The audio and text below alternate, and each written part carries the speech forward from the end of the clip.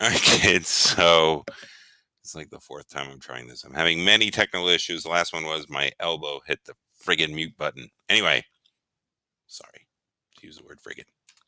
You all know what I wanted to say. What we're talking about is gas laws. Now, I'm going to just leave this on screen so you can pause it for real quick. But basically, all of this stuff that should be learned from playing with this simulation right here, right?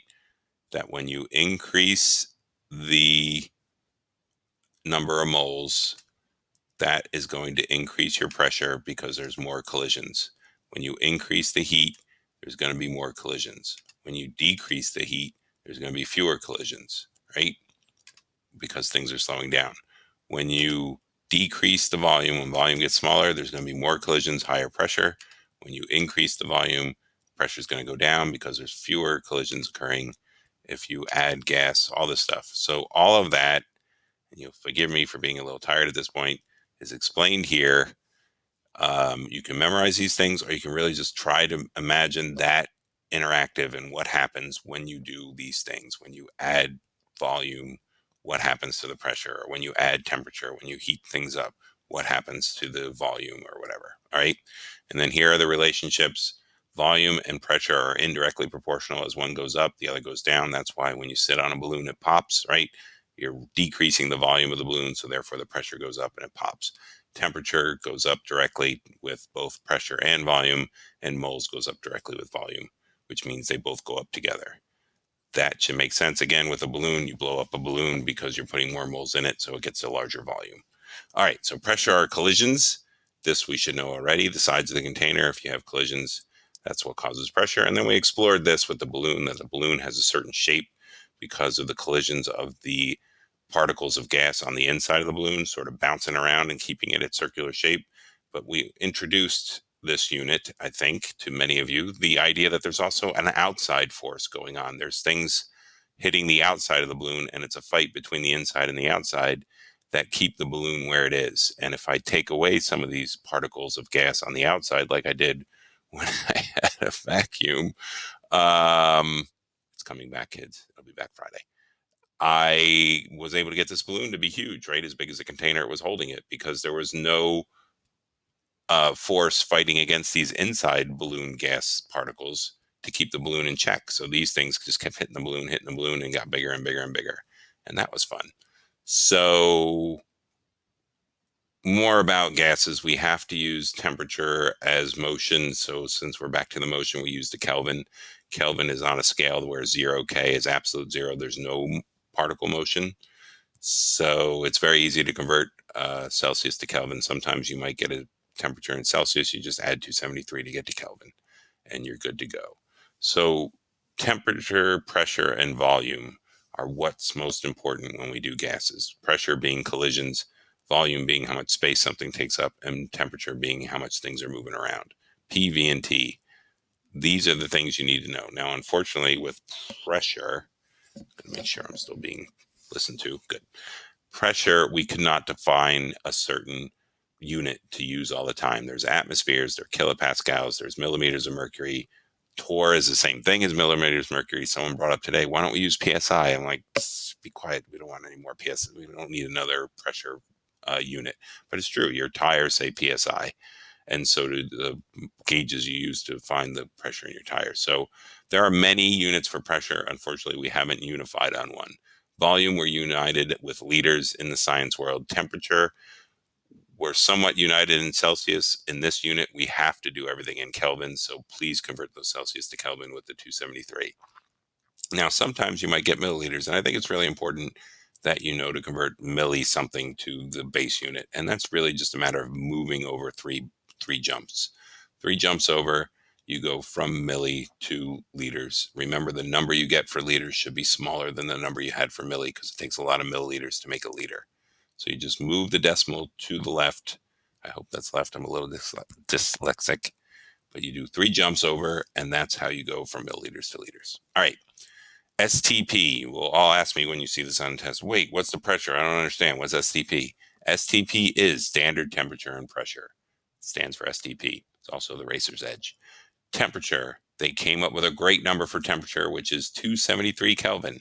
273 Kelvin works because you already need to remember that number, because that's what you add to any Celsius to get the Kelvin. So 273 is a great place to go for standard temperature, standard pressure. I will always give you this line. 1 atmosphere is 101.3 kilopascals, which is 760 millimeters of mercury, or torr. You will always have this in case you need to do conversions. Just remember, when we're using pressure in these problems, all the units need to match. So if one pressure is given in kPa, the other pressure needs to be in kPa. You can't use one of these with another. You have to go apples to apples, as they say. And you'll see what that means here in a minute. So the combined gas law is the first law we're going through, and that is that P1V1 over T1 equals P2V2 over T2. Mathematically, if we really wanted to get into this, this is why those relationships exist. If this one gets bigger, if pressure goes up, then volume has to go down for them to equal the same number, right? If this is going to equal 1, then pressure going up, volume has to go down if we multiply those two things so they still equal 1. So if this is 2, this is 1/2. If this is 4, this has to go down to 1/4, right? If this is 10, this has to go down to 1/10. They can't go up together. They have to go one up and one down. And that's why this works. All right. We use this equation, P1V1 over T1 equals P2V2 over T2, when we're using the same amount of gas. That is the units, or that is the situation such as a bubble or a balloon or a syringe, where the amount of gas is fixed in the container that it's in and it's not changing. So here are some questions that are sample questions. A sample of gas is originally 3 atmospheres, temperature is 293 K, and it has 318 liters, and it's heated to that temperature with that atmosphere. So what you want to be able to do here is your P1, your V1, and your T1, and your P2, your V2, and your T2, right? And you need to find those things. So you find this first number, 3 atm, and atm, hopefully you realize now, is a pressure, so that's 3 atm goes here. Volume, not given yet, but we do have this 293 K. That's your T1.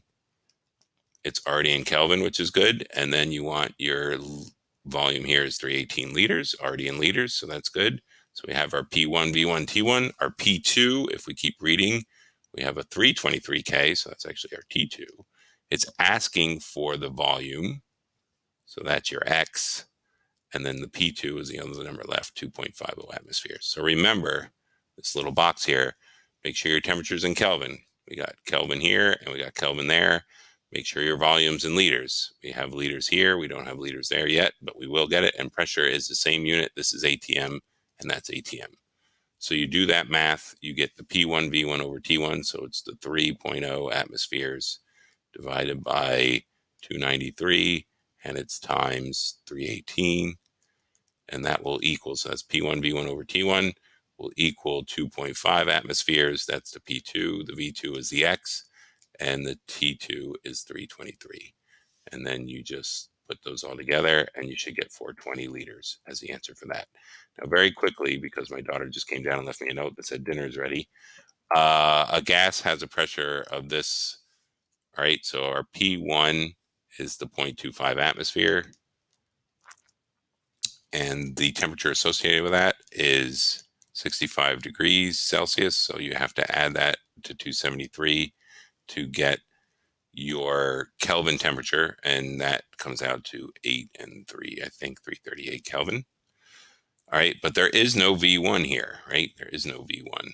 But when we go to P2, it says the volume is constant. New pressure is what we're looking for. What is the new pressure? So that's our X. New temperature, T2, is 45, which is degrees Celsius. So we need to add 273 to get that to be 318, I think, 318 Kelvin.